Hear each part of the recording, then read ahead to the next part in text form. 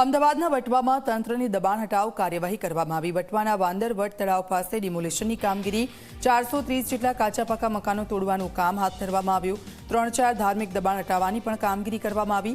ગેરકાયદેસર દબાણો દૂર કરી તળાવ પાસે ફેન્સિંગ કરાશે। તળાવની આસપાસ રોડ બનાવવાની સાથે વિકાસ કાર્યો પણ થશે।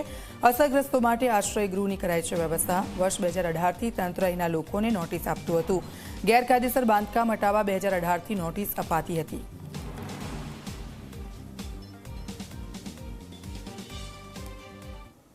વાનરવટ તળાવ 28,000 ચોરસ મીટર જેટલા એરિયામાં છે અને લગભગ 430 જેટલા રહેણાંકના અને 25 જેટલા કોમર્શિયલ અંદર બાંધકામો આવેલા છે। વોટર બોડીની અંદર આ બધા બાંધકામો હોય કલેક્ટરશ્રી પાસેથી તળાવનું પોઝિશન મળ્યા બાદ હવે તળાવને ડેવલપમેન્ટ કરવાનું પ્લાનિંગ છે। વત્તા વાનરવટ તળાવ, મહાલક્ષ્મી તળાવ અને રોપડા તળાવ ત્રણને ઇન્ટરલિંક કરવાનો પ્રોજેક્ટ ચાલી રહ્યો છે। આપણે જોયું હશે કે લાઇન નાખવાનું કામ ચાલુ થઈ ગયું છે, એટલે એના ભાગરૂપે આપણે આ જે પણ અહીંયા ઇલીગલ જે બાંધકામ છે એને આપણે દૂર કરી રહ્યા છીએ।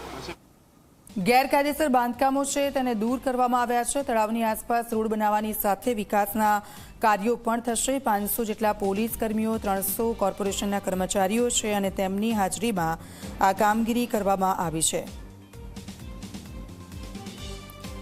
તો આપ જુઓ, વાંદરપર તળાવ પાસે ડિમોલિશનની કામગીરી કરવામાં આવી। 430 જેટલા કાચા પાકા મકાનો છે ઇલીગલ હતા, તેને તોડી પાડવામાં આવ્યા છે।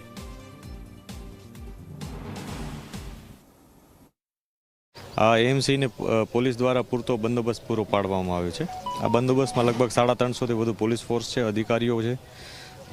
બંદોબસ્ત માટે અમે એરિયલ સર્વેલન્સ પણ રાખ્યો છે ડ્રોન દ્વારા, જેથી આખા વિસ્તારમાં અમે નજર રાખી શકીએ। આ ઉપરાંત બેરિકેડ રાખી અને આખો વિસ્તાર કોર્ડન કરવામાં આવ્યો છે અને એએમસી દ્વારા ખૂબ મોટા પ્રમાણમાં સાધન સામગ્રી અને મશીનરીઝ લઈ અને અત્યારે ડિમોલિશનની કાર્યવાહી ચાલુ છે।